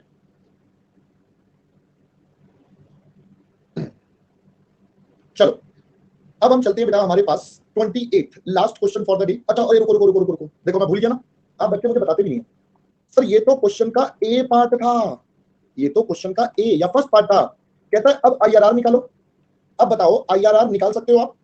अब आईआरआर निकालने के लिए बच्चे कहेंगे ओ सॉरी तो अबे आईआरआर कैसे निकालना है, सुनो सुनो बेटा, इस क्वेश्चन में आईआरआर कैसे निकालना है। अब आपको ज्यादा दिमाग नहीं लगाना, आपके पास इनफ्लो और आउटफ्लो की लिस्ट रेडी है, इनफ्लो आउटफ्लो लिस्ट रेडी है, बस इस स्टेटमेंट को ही तो मल्टीपल बार बनाना है। अब आपको बार बार वर्किंग नोट थोड़ी बनानी है, आपके पास ये आउटफ्लो है, ये दोनों इनफ्लो है, बस ये नंबर, ये दोनों नंबर ही तो बदलेंगे, बस और तो कुछ बदलना नहीं है। ये दो नंबर बदल के कैलकुलेशन होती रहेगी। पहले बच्चा बात समझ में आई? तो इस क्वेश्चन में आईआरआर मुश्किल नहीं है, बट इंपॉर्टेंट पॉइंट सर, अब एग्जामिनर ने मुझे 5-5% का गैप दिया, तो मुझे भी बच्चे 5-5% के गैप पर चलना पड़ेगा। मतलब पहले 15 पर हम ऑलरेडी निकाल चुके हैं, जो मुझे पता है पॉजिटिव आएगा, फिर हम 20 पर निकालेंगे, पॉजिटिव आ गया तो और आगे बढ़ो, नेगेटिव आ गया तो इन दोनों को कर लो। मान लो इस पे पॉजिटिव आया तो 25 पर जाओ, 25 पर नेगेटिव आ गया तो इन दोनों के बीच में, नहीं तो 25 के बाद 30 पर जाओ, फिर इन दोनों को। तो आपको बस ये खेलना है 5-5% करके। पहले अब समझ में आ गया, क्योंकि एग्जामिनर ने मुझे अलग अलग 5-5 वाले लेवल दिए, तो मेरे को यहां से समझ में आ गया कि एग्जामिनर चाहता है कि हम 5-5% से ही बढ़े। पहले बात और मैटर बच्चा समझ में आया? बोलो जी। चलिए अब थोड़ा सा दिमाग वाला क्वेश्चन करते हैं। ये बेटा बाकी बचा हुआ आपका होमवर्क रहेगा, और सजेस्ट करना है ये तो आपको पता ही है, ठीक है। एनपीवी हो सकता है दोनों का सेम आंसर आ जाए तो बहुत अच्छी बात है, वरना एनपीवी वर्सेस आईआरआर आ गया तो भी आपको आता ही है करना। चलिए प्लीज मेरे साथ थोड़ा सा इधर समय लगाएंगे, ये एक बहुत ही इंपॉर्टेंट और बढ़िया क्वेश्चन है, ठीक है। आइए देखिए, इसमें ना अब आपकी है ये आसान, है ये आसान, बट क्या होता है बच्चा इसको देख के कंफ्यूज हो जाता है, तो वो आप कंफ्यूज ना जाए इसलिए मेरे को आपको डिटेल में करवाना है, ठीक है। तो देखिए बच्चा, SK Limited is contemplating replacement of one of its machines which has become outdated and inefficient। भाई एक मशीन है जो आउटडेटेड हो चुकी है और इनएफिशिएंट हो चुकी है। Financial manager has prepared a report outlining two possible replacement machines. कह रहा भाई साहब मैं ना दो मशीन्स की बात कर रहा हूं कि दो मशीन्स में आपके साथ ये होगा। Details of each machine are as follows, ये है मशीन 1, ये है machine 2। Initial investment, life, residual value, contribution per annum, fixed maintenance cost per annum, other fixed cost per annum. पहले दोस्तों ये वाली सारी बातें समझ में आ गई हैं आपको? बेटा इन कंट्रीब्यूशन बता दिया, खर्चे भी बता दिए। आगे अब ध्यान से पढ़ना, सारा गेम यहीं पर है। Maintenance cost are payable annually in advance, ये है इस क्वेश्चन का वन ऑफ द हीरो, जो आप बच्चे पेपर में गलत करते हो। पहले बेटा बात समझ में आ गई? आगे बेटा सुन लो ना पहले, अब मेरे पास भी टाइम कम है, हमें क्वेश्चन भी कंप्लीट करना है, तो समझ लेते हैं। इतनी बुद्धि तुम्हारे अंदर है नहीं जो लगानी है, पहले यहां समझ लो। All other cash flows apart from the initial investment assumed to occur at the end of each year। भाई आपको eight the end of each year लेना, बाकी सारे depreciation has been calculated by straight line and has been included in other fixed operating cost, और हमने इसको other fixed cost में include करा हुआ है। expected cost of capital of the project is 12, required to compute which machine is more beneficial using annualized equivalent approach। आप सबसे बड़ा safeguard वाला पॉइंट है, टैक्स नहीं है। अगर टैक्स होता तो सब चीजों को एनओटी करना पड़ता, याद आ गया, मैंने बताया था सब चीजों को नेट ऑफ टैक्स करना पड़ता। ये एनुअलाइज्ड इक्विवेलेंट अप्रोच, बिकॉज ये दोनों ईयर्स अलग अलग है बेटा, तो जब ये लाइफ अलग अलग होती है तो एनुअलाइज्ड अप्रोच। चलिए अब अगर हम इस क्वेश्चन के सॉल्यूशन की बात करें, मेरे को बताना है कौन सा बेटर है, तो क्या मैं यहां पर एनपीवी निकाल सकता हूं? तो आंसर इज यस, और हमें बोला भी है एनुअलाइज्ड इक्विवेलेंट अप्रोच, और ये होती एनपीवी में है। तो मैं यहां पर बनाता हूं statement of equivalent annualised NPV. Please अब अगले 5 मिनट जो भी लगेंगे इस क्वेश्चन में, 5-7 minute, please concentrate to the maximum level you can, ठीक है, क्योंकि समय कम है और ये क्वेश्चन पूरा करना है आज। अब देखो हमारे पास ना थोड़ा सा फॉर्मेट बदल जाएगा, क्योंकि हमारे पास दो मशीन्स की बात हो रही है। तो मैं अब यहां पर अपना एक कॉलम मशीन 1 का बना लेता हूं, एक कॉलम मशीन 2 का बना लेता हूं। आई होप पहले बात समझ में आ गई। चलिए स्टार्ट करते हैं। सबसे पहले तो हम आउटफ्लोज की बात करते हैं। आउटफ्लोज की बात करें तो सबसे पहले तो हमारे पास इनिशियल इन्वेस्टमेंट का बच्चों खर्चा होगा, जो एग्जामिनर ने बता दिया 12 लाख और 16 लाख। तो यहां पर हो गया बच्चा 12 लाख और 16 लाख। आई गेस किसी को डाउट नहीं होना चाहिए इस पॉइंट में। तो और इनका पीवी फैक्टर भी 1 होता है, तो इसमें ज्यादा दिमाग और बुद्धि लगाने की जरूरत ही नहीं है। इनका पीवी फैक्टर भी 1 होता है, तो इसमें दिमाग बुद्धि लगाने का कोई ज्यादा कष्ट ही नहीं पड़ता। ओके, अब देखो वैसे तो हमने ये पढ़ा था कि पीवीसीओ में हम सिर्फ कौन से वाले दिखाएंगे, कैपिटल नेचर के, बट यहां पर क्या हो रहा है बेटा, यहां पर आपके पास अब टैक्स नहीं है, तो दो रास्ते हैं। पहला रास्ता, अपन पूरी स्टेटमेंट तैयार कर ले, अपना पूरा रास्ता, ये हम पीवीसीओ रहने देते हैं, हम एक वर्किंग नोट बना लेते हैं, ठीक है, हम एक वर्किंग नोट बना लेते हैं जिसमें कैश फ्लो बनाते हैं। बट अब याद रखना है, अब याद रखना है, अब ये वाला जो वर्किंग नोट है बेटा कहां से शुरू होगा, ये वाला वर्किंग नोट टाइम 0 पर भी आएगा। क्योंकि हमारे पास एक अलग से वैल्यू भी दे रखी है हमारा खर्चा। तो मैं एक लिख देता हूं टाइम 0 और बाकी को मैं कंसोलिडेट कर देता हूं। यहां पर मैं लिख देता हूं क्या बच्चा, यहां पर मैं लिख देता हूं मशीन 1 का, और यहां पर हम लिख देते हैं मशीन 2 का, ठीक है जी। तो अगर हम इसकी बात करें तो यहां पर हो जाएगा टाइम 0, टाइम 1 से 3, क्योंकि पहली मशीन 3 साल के लिए, टाइम 0 ये 5 साल, तो 1 to 5। ये इस तरीके से हम अपना पूरा ब्रेकअप करेंगे। अब सबसे पहले टाइम 0 पर एग्जामिनर ने कहा था जो मेंटेनेंस है वो एनुअली, तो बेटा फिक्स्ड मेंटेनेंस 40,000 80,000, तो एक बार तो ये स्टार्टिंग में लग जाएगी बेटा, एक बार तो ये स्टार्टिंग में लग जाएगी। तो मैं अगर यहां पर बोलूं present value of maintenance cost, अब आप चाहो तो बेटा सीधा एक काम करते हैं, चलो आपको ना थोड़ा और बढ़िया तरीके से करवा देता हूं। लो मैं सीधा यहां पर अमाउंट निकलवा देता हूं, ठीक है। तो बताओ मेंटेनेंस कॉस्ट का अमाउंट कितना। अगर मैं मशीन 1 में बात करूं तो प्लीज समझना 40,000 का खर्चा यहां पर है, 60,000 का खर्चा नहीं, 80,000 का यहां पर। बेटा अमाउंट तो यही है 40 और 80, बट अब समझने वाली बात, बेटा बताओ मशीन 1 के केस में पेमेंट कब कब होगा, मशीन 1 के केस में मेंटेनेंस का पेमेंट कब कब होगा। तो क्या मैं बोलूं मेंटेनेंस का पेमेंट वुड बी एक तो टाइम 0 पर, एक 1 पर, एक 2 पर, बस। मशीन 1 के केस में it will be on 0 1 2, whereas machine 2 के केस में 0 1 2 3 4 तक। क्या पहले बच्चा बात समझ आई। अब 1 और 2 का पीवी फैक्टर जो लेना है वो 12% है, तो बेटा ये रहा 12% और इसका एन्युटी फैक्टर 1.690 है और 4 का एन्युटी फैक्टर 3.038 है। अब याद रखना जो एन्युटी फैक्टर होता है वो हमेशा 1 से स्टार्ट होता है, बट आपको कहां से स्टार्ट करना है, 0 से स्टार्ट करना है। तो अब 0 से स्टार्ट करने के लिए क्या करूं सर, टाइम 0 का पीवी फैक्टर और जोड़ देते हैं, वेरी गुड। तो यानी कि ये बन जाएगा 1 प्लस 1.690। मैंने आप बच्चों के लिए पूरा लिख दिया ताकि याद रहे ये 1 प्लस क्यों करा था। ऐसे यहां पर हो जाएगा 1 प्लस, ये बन जाएगा बच्चा 3.038, तो ये 3.038, ये हमारा बेटा पहले तो इसकी वैल्यू आ गई। साथ साथ में इसके ऊपर लिखूं तो हमारे पास इनफ्लो में बेटा कंट्रीब्यूशन है, जो हमें पैसे मिलेंगे। हाँ जी बेटा, जो हमें कंट्रीब्यूशन के पैसे मिल रहे हैं हर साल, वो मिल रही है 11,60,000 और 12 लाख। तो यहां पर हो जाएगा बच्चा 11,60,000 इंटू और 12,60,000 इंटू एन्युटी फैक्टर। इनका एन्युटी फैक्टर हो जाएगा 2.402 3.605, तो ये हो जाएगा 2.402, ये हो जाएगा 3.605। ये तो सीधे सीधे ईयर एंड पर, इन पे तो दिमाग ही नहीं लगाना। बताइए जरा फटाफट कैलकुलेशन, 11.6 2.402, बेटा ये आता है सबसे पहले 27,86,320 और 12,60,000 इंटू 3.605, ये आता है 12 नहीं नहीं गलत कर दिया, 12,60,000 इंटू 3.605, बेटा ये आता है 45.423, राइट, 45,42,300। अब आप मुझे बताइए बेटा ये जो मेंटेनेंस कॉस्ट है ये तो मेरा आउटफ्लो है। अच्छा ये 12 लाख है क्या, मैंने 12 कर दिया, ओहो चलो 12 लाख कर लो। तो 12 लाख के हिसाब से बेटा ये कितना नंबर आता है, 43,26,000। ओके चलो अब मुझे बताओ बच्चों ये नेक्स्ट वाली वैल्यू बताओ मेंटेनेंस कॉस्ट वाली बच्चों, मेंटेनेंस कॉस्ट तो 40,000 इंटू 2.69, ये बन जाएगा 1,07,600, बट ये माइनस में आएगा क्योंकि ये बेटा खर्चा है। और 80,000 इंटू 4.038, 3,23,040। पहले दोस्तों बात समझ में आ गई, ये भी माइनस में आएगा।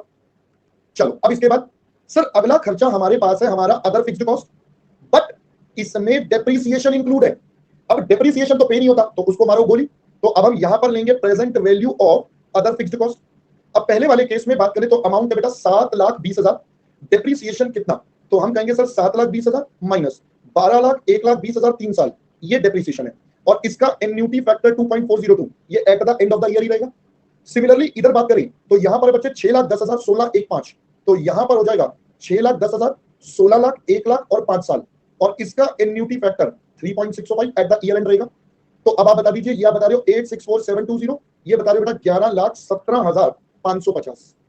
अब मैं इन सबको एडजस्ट कर लूंगा तो मेरे पास क्या निकल कर आ जाएगा बेटा, मेरे पास सीधा सीधा present value of cash flow from operations आ जाएगा, जो हमने ऑपरेशन से पैसे जनरेट करे। बताइए बच्चा कितना, पहला वाला बता रहे हो 18,14,000, मैं मान रहा हूं ये नेट क्या आ रहा है, इधर वाला बच्चा 28,85,410। तो ये हम हमारे पास है इनिशियल इन्वेस्टमेंट, इसको हम मार्क कर देंगे बेटा PVCO, this would become our PVCO, ये बन गया बेटा ए। तो ये है 12 लाख, ये है हमारे पास 16 लाख। अब मैं बोलता हूं present value of cash flow from operations, ये कितना आया 18,14,000 जो नेट वैल्यू आई है, और ये आ रहा है बेटा 28,85,410।